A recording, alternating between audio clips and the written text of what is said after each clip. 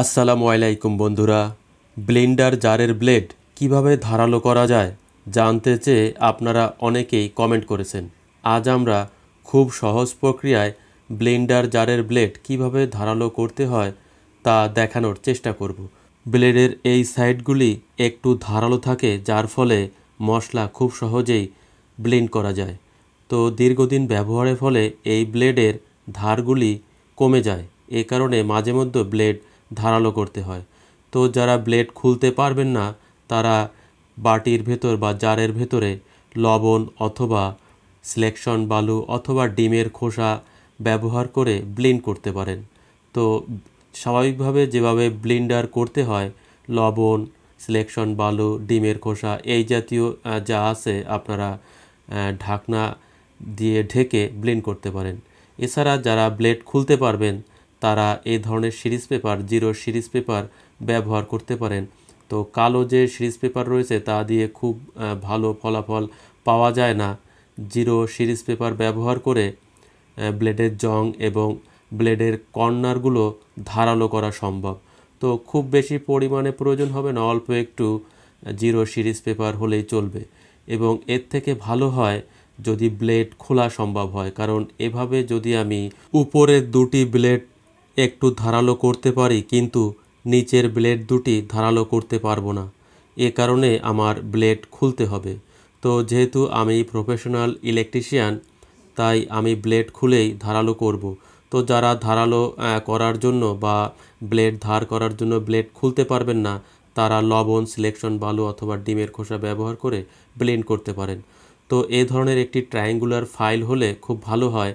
ছোট triangular file যা আপনারা অল্প টাকার ভিতরে হার্ডওয়্যারের দোকানে কিনতে পাবেন। এবং এই নাটটি খুলতে হবে। আর যারা কাপলার খুলতে পারবেন, পূর্বের একটি ভিডিওতে আমি দেখিয়েছি কিভাবে ব্লেড সেটিং করতে হয় এবং ব্লেড কিভাবে খুলতে হয়।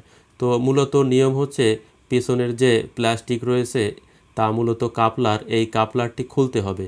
তো আমরা একটি কাপড় ব্যবহার করব ব্লেড ধরার জন্য, যাতে হাতে আঘাত না লাগে, এবং কাপলারটি উল্টা দিকে ঘোরাবো।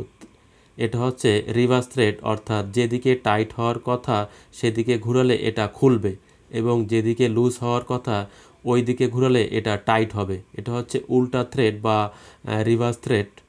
এবং আমরা হয়তো খুলতে পেরেছি, কিন্তু এই যে নাটটি রয়েছে, নাট খুলে গেছে।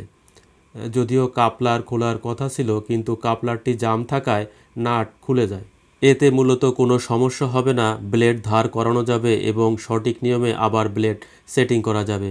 তো পূর্বের একটি ভিডিওতে আমি আপনাদের দেখিয়েছিলাম কিভাবে কাপলার খুলতে হয় এবং কিভাবে ব্লেড সেটিং করতে হয়। ওই ভিডিওটি আপনারা ডেসক্রিপশন বক্স এবং এন্ড স্ক্রিনে পেয়ে যাবেন, এছাড়া উপরের আই বাটনেও পেয়ে যাবেন।